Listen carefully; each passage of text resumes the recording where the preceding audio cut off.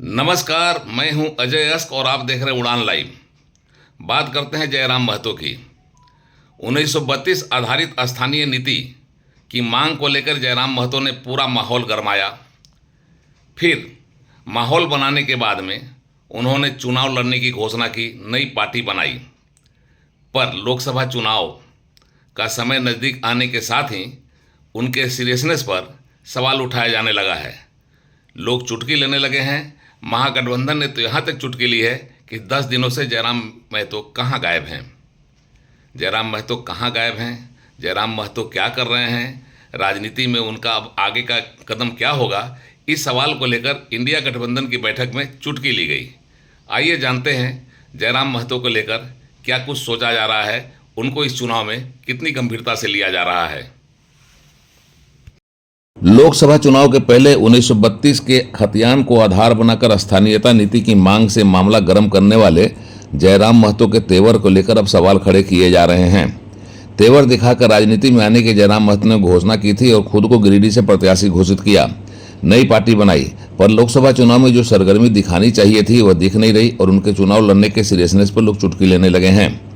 झारखंड में 1932 का राग अलापने वाले जयराम महतो अब कहाँ गायब हो गए? गिरिडीह लोकसभा क्षेत्र से वे 10 दिनों से गायब हैं। जयराम महतो का इस तरह से फील्ड से गायब होना चर्चा बटोरने लगा है और महागठबंधन के लोगों के लिए कौतूहल का विषय बन गया है।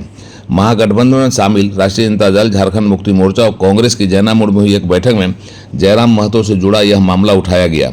उनकी असलियत खोली गई और उनके 10 दिनों से गायब रहने पर भी सवाल उठाया गया। चुटकी ली गई। लगे हाथ यह भी बता दिया गया कि जयराम महतो को जिसने बढ़ाया वह उसी का बाप बन गया है।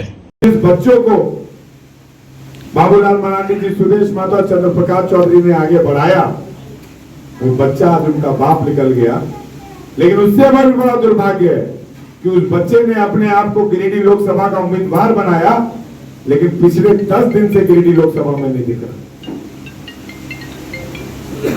क्योंकि अगर आप कुर्मी हैं और झारखंड मुक्ति मोर्चा से आते हैं